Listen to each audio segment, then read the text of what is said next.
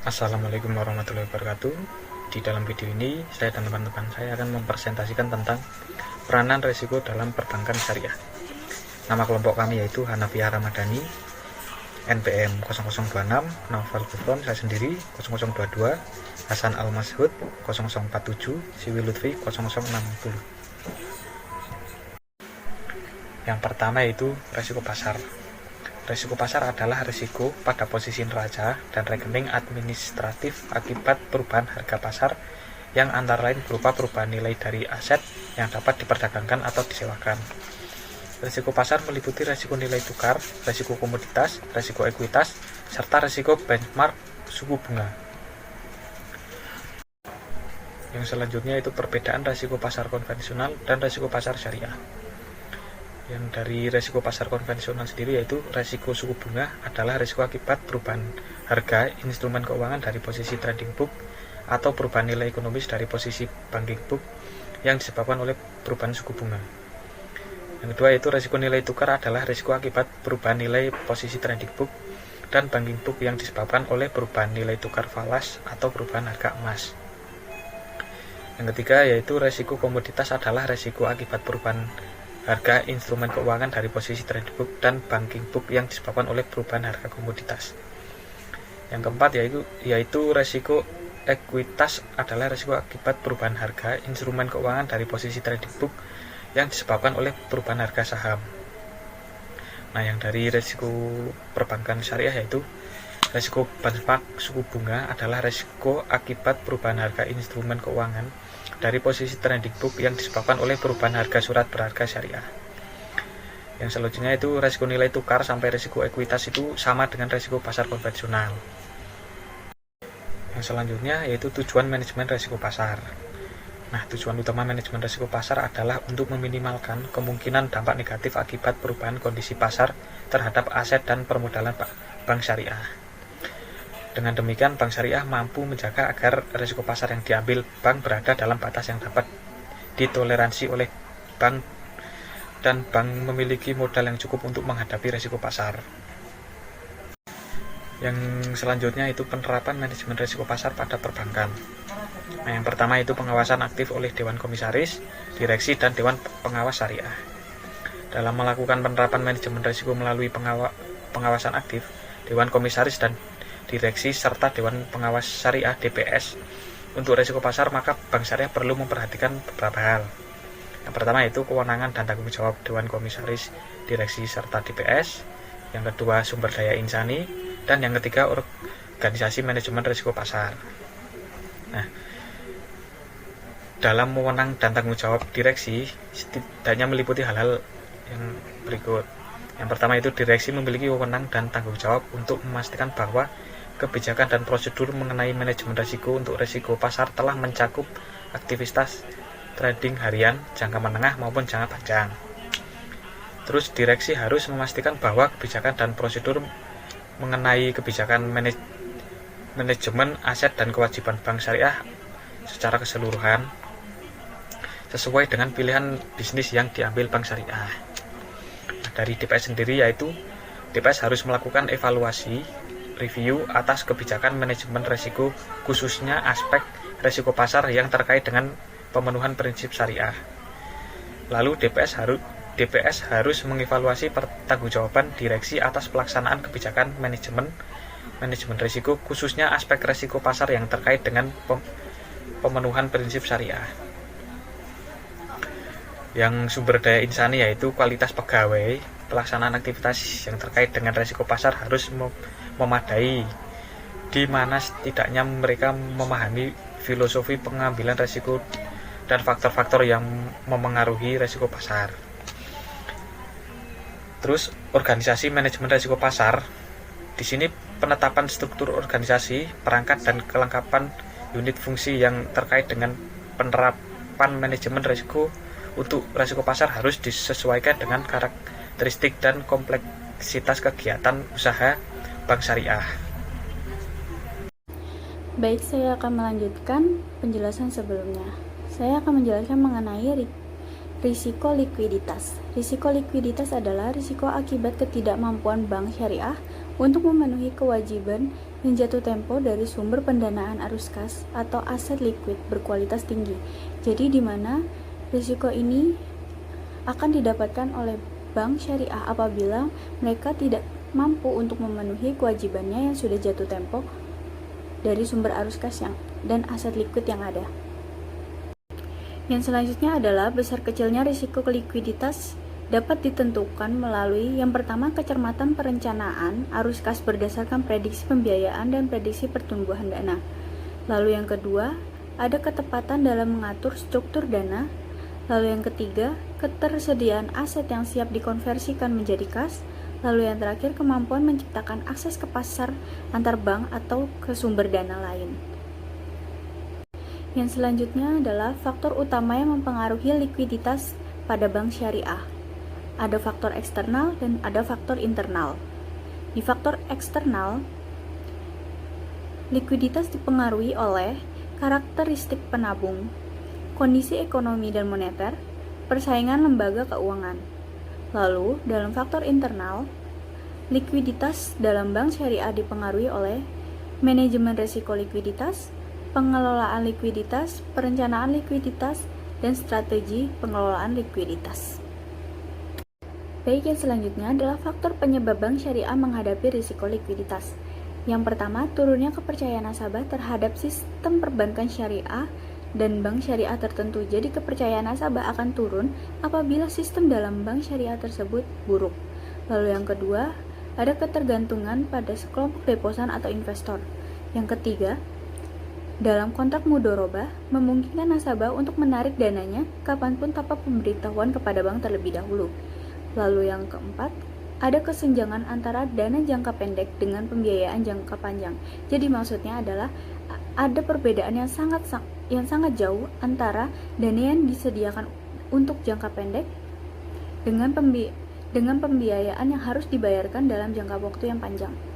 Lalu yang selanjutnya adalah keterbatasan instrumen keuangan yang dimiliki oleh bank syariah akan solusi untuk menghadapi likuiditas. Dan yang terakhir, bagi hasil antar bank yang kurang menarik sehingga bank lain tidak ingin bekerja sama dengan bank syariah tersebut.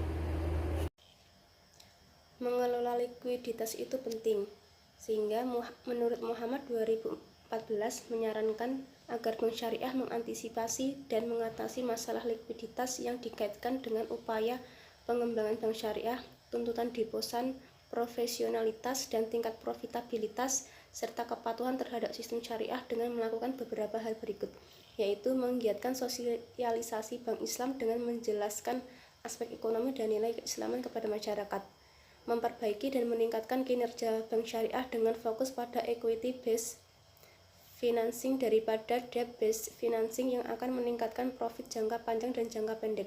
Kemudian memperkuat koordinasi, komunikasi, dan pengertian dengan deposan atau investor dan mitra bisnis, mengidentifikasikan berapa banyak deposan rasional yang dimiliki bank, membentuk satuan tugas untuk memonitori, mengevaluasi, dan mendeteksi kemungkinan terjadinya kesulitan likuiditas pada bank, menyiapkan kas dan cadangan likuiditas untuk kondisi tertentu, baik dalam transaksi reguler maupun non-reguler, mendesain portofolio bank termasuk instrumen likuid.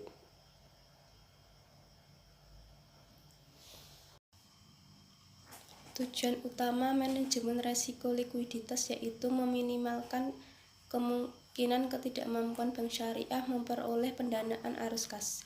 Lebih spesifiknya, tujuan dari manajemen risiko likuiditas yaitu memelihara kecukupan likuiditas bank sehingga setiap waktu mampu memenuhi kewajiban bank yang jatuh tempo, memelihara kecukupan likuiditas bank untuk mendukung pertumbuhan aset bank yang berkelanjutan, menjaga likuiditas bank pada tingkat yang optimal sehingga biaya atas pengelolaan likuiditas dalam batas toleransi, kemudian menjaga tingkat kepercayaan nasabah terhadap sistem perbankan. Selanjutnya yaitu penerapan manajemen risiko likuiditas pada perbankan. Dalam melakukan penerapan manajemen risiko, yang pertama yaitu melalui pengawasan aktif oleh Dewan Komisaris, Direksi, dan Dewan Pengawas Syariah, di mana mereka memiliki wewenang dan tanggung jawab untuk melakukan pemantauan dan evaluasi terhadap kebijakan manajemen risiko.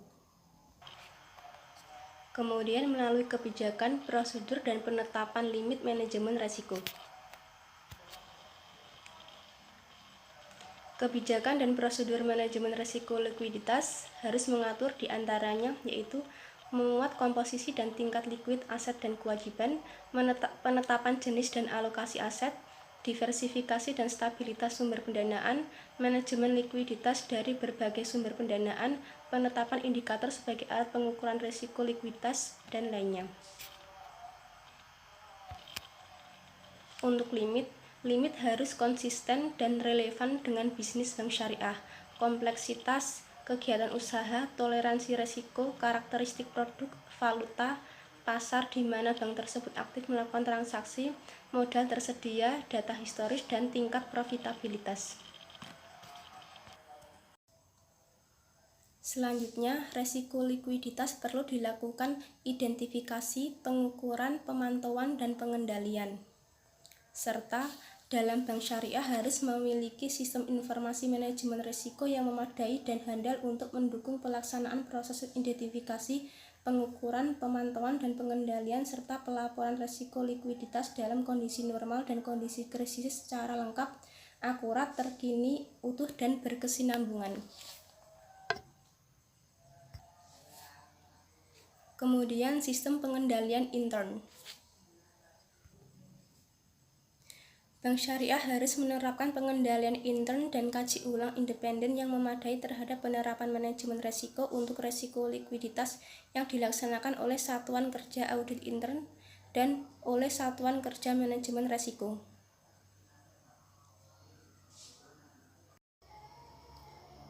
Risiko kredit. Risiko kredit adalah risiko akibat kegagalan nasabah atau pihak lain dalam memenuhi kewajiban kepada bank sesuai dengan perjanjian yang disepakati. Risiko kredit merupakan risiko paling fundamental pada operasional bank. Risiko kredit dapat bersumber dari berbagai aktivitas bisnis bank.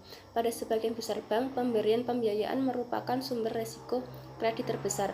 Selain kredit, bank menghadapi risiko kredit dari berbagai instrumen keuangan seperti surat berharga, akseptasi, transaksi antar bank, transaksi pembiayaan perdagangan, transaksi nilai tukar, dan derivatif, serta kewajiban komitmen dan kontingensi. Risiko kredit pada umumnya melekat pada sebuah aktivitas penanaman dana yang dilakukan oleh bank syariah yang kinerjanya bergantung pada pihak lawan, penerbit, dan kinerja peminjam dana.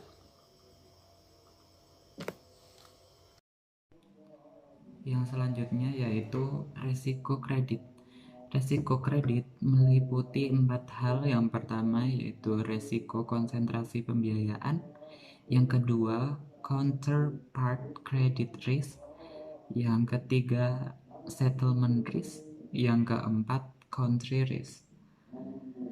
Yang pertama, risiko konsentrasi pembiayaan merupakan risiko yang timbul akibat konsentrasinya persediaan dana kepada satu pihak atau kelompok pihak, industri, sektor, dan atau geografis tertentu yang berpotensi menimbulkan kerugian cukup besar yang dapat mengancam keberlangsungan usaha lembaga keuangan yang memberikan pemberian pembiayaan. Yang kedua yaitu counterpart credit risk, merupakan risiko yang timbul akibat terjadinya kegagalan pihak lawan dalam memenuhi kewajiban dan timbul dari jenis transaksi yang memiliki karakteristik. Misalnya, transaksi yang dipengaruhi oleh pergerakan nilai wajar atau nilai pasar.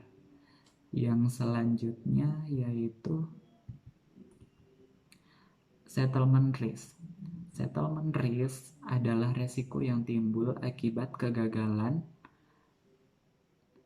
kas atau instrumen keuangan pada tanggal penyelesaian yang telah disepakati dari transaksi penjualan atau pembelian instrumen keuangan.